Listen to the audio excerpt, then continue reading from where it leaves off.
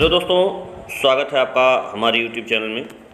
आइए आज हम सौंदर्य शास्त्र के अंतर्गत भाग 2 देखते हैं। हम लोग ने एक पहले भी वीडियो जारी किया था जिसमें सौंदर्य शास्त्र से संबंधित अति लघु उत्तरीय प्रश्नों को दिया था और उसमें कमेंट बॉक्स में आप लोगों ने बड़ा अच्छा रिव्यू दिया है।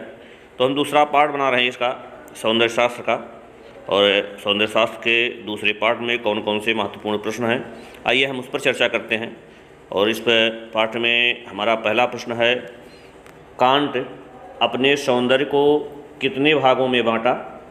तो कांट ने सौंदर्य को 2 भागों में बांटा, एक स्वतंत्र सौंदर्य और दूसरा आश्रित सौंदर्य। अगला प्रश्न है, हेगल किस देश के निवासी थे? और हेगल ने समस्त विश्व की कलाओं को कितने भागों में बांटा? दोस्तों, हेगल जो है ये जर्मनी के निवासी थे और इन्होंने समस्त विश्व की कलाओं को 3 भागों में बांटा था। महत्वपूर्ण है। और अगला प्रश्न है, हेगल ने कला को सबसे निम्न स्थान दिया, या एक तरह से कह सकते हैं कि हेगल ने किस कला को सबसे निम्न स्थान दिया? तो उसका उत्तर है स्थापत्य कला। दोस्तों, हेगल ने Hegelian classification of fine art में कलाओं में 5 ललित कलाओं में सबसे उच्च स्थान काव्य कला को दिया था, जैसा कि हमने पिछले वीडियो में बताया भी था। और सबसे निम्न स्थान इन्होंने स्थापत्य कला को दिया है। इनका कहना भी था कि काव्य कला में चेतन की अधिकता होती है और जड़ की न्यूनता होती है, जबकि स्थापत्य कला में जड़ की अधिकता होती है और चेतन की न्यूनता होती है। इसलिए काव्य कला सबसे श्रेष्ठ है और वास्तुकला या स्थापत्य कला सबसे निम्न है। यहाँ अगले प्रश्न में दिया भी गया है कि Hegelian classification of fine art में हेगल ने सर्वश्रेष्ठ किस कला को रखे हैं? काव्य कला को रखे हैं। अगला प्रश्न है, कला का धर्म मानव मस्तिष्क को सत्य की अनुभूति कराना होता है, यह कथन किसका है? शोपेनहावर हैं, सौंदर्य शास्त्री, इन्होंने दिया है। और अगला ही है कि शोपेनहावर कहाँ के सौंदर्य शास्त्री थी? तो ये भी जर्मनी के सौंदर्य शास्त्री थे। और अगला एक कथन है कि किस सौंदर्य शास्त्री का मानना है कि रंग रूप में सहायक हो सकता है किंतु इसका आधार नहीं होता, सौंदर्य उससे भिन्न है। ये विकिलमन के द्वारा कहा गया है। हमारा अगला प्रश्न है, कला जीवन के कड़वे अनुभवों से मुक्ति का माध्यम है, यह किसका कथन है? तो इसे नीत्शे ने कहा था। अगला प्रश्न है कि लाइकेन ग्रंथ किसके द्वारा लिखा गया? लेसिंग ने इसको लिखा था। अगला प्रश्न है, किस सौंदर्य शास्त्री ने कला को मानव में खेलकूद की भावना का प्रत्यक्षीकरण माना है? इसका उत्तर शिलर हैं। अगला है, प्ले थ्योरी किसके द्वारा प्रतिपादित की गई? तो शिलर ने प्ले थ्योरी प्रतिपादित की थी। अगला प्रश्न है, लियोन अल्बर्टी कहाँ के सौंदर्य शास्त्री थे? तो ये इटली के सौंदर्य शास्त्री थे, लियोन अल्बर्टी। अगला है, रूसो कहाँ के सौंदर्य शास्त्री हैं? तो ये फ्रांस के सौंदर्य शास्त्री हैं, थोड़ा सा ध्यान दीजिएगा। अगला प्रश्न है, कला कल्पना की अभिव्यक्ति है, यह किसने परिभाषा दी है? ये परिभाषा शैले ने दी है। अगला प्रश्न है, टॉलस्टॉय कहाँ के सौंदर्य शास्त्री थे? तो ये रूस के सौंदर्य शास्त्री थे, टॉलस्टॉय। अगला प्रश्न है, इंग्लैंड के प्रथम सौंदर्य शास्त्री कौन थे? और इन्होंने सुंदरता पर सबसे भारी चर्चा की है, या कह सकते हैं कि इंग्लैंड पर सुंदरता पर सबसे अधिक चर्चा करने वाले सौंदर्य शास्त्री शेफेसबरी थे। लिख रहे हैं आप यहाँ विकल्प में, ये प्रश्न है। अगला प्रश्न है, ब्रिटिश दर्शन के पितामह कौन हैं? ये बेकन हैं, और यहाँ ध्यान दीजिएगा, हमने ब्रिटिश दर्शन की पितामह की बात की है, दर्शन के पितामह की बात नहीं की गई है।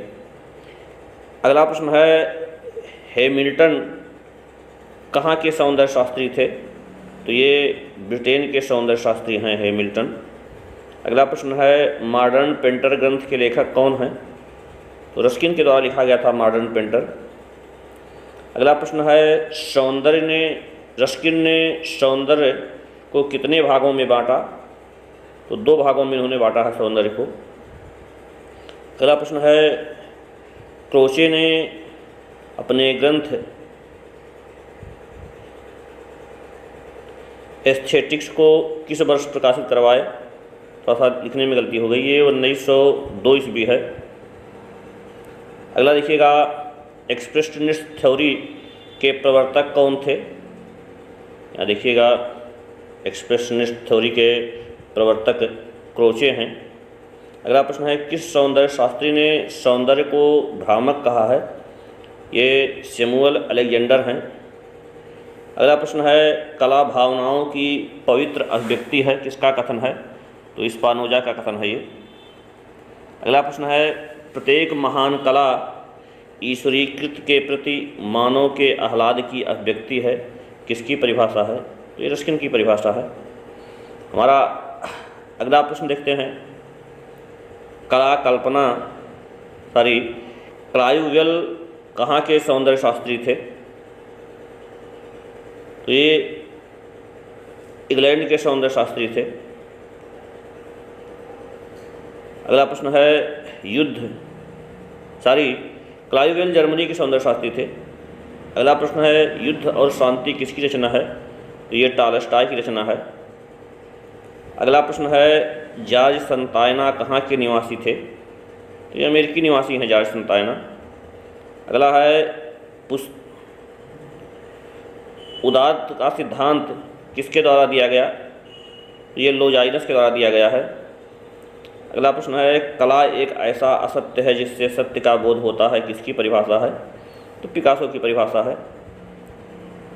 अगला प्रश्न है, आत्मा की ईश्वरीय संगीत कला है, किसकी परिभाषा है? ये पहले भी दिए थे, महात्मा गांधी की है, दोबारा हो गया, रिपीट हो गया है।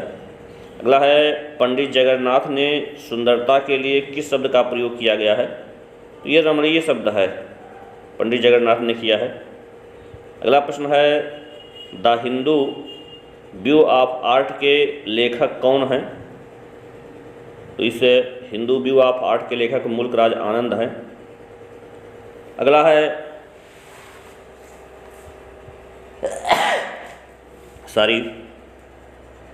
है, आर्ट ऑफ इंडिया पुस्तक के लेखक कौन हैं? तो स्टेला कैम्ब्रिज हैं।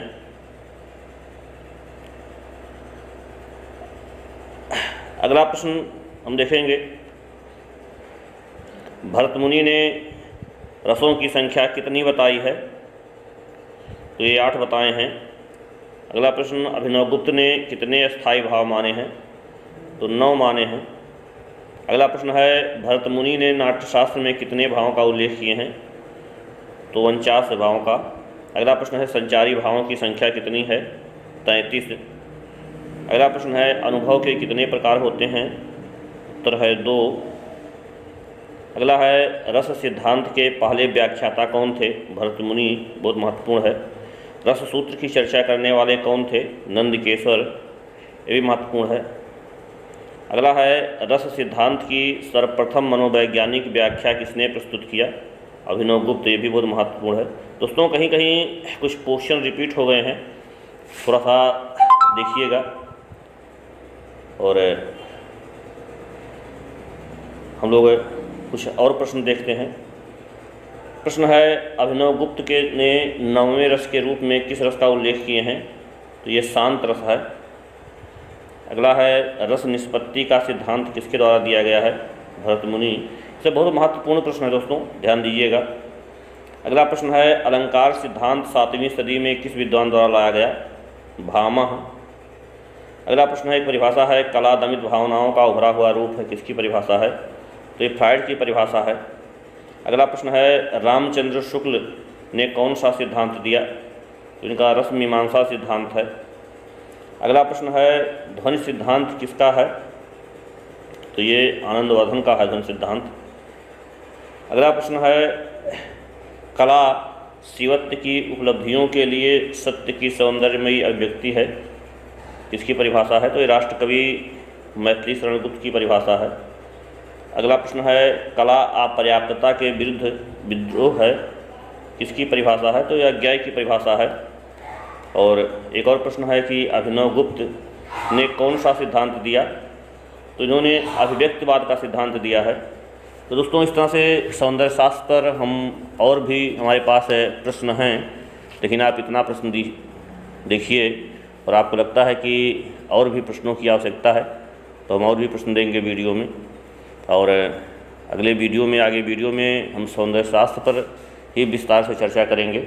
लेकिन इस वीडियो में बस इतना ही। धन्यवाद।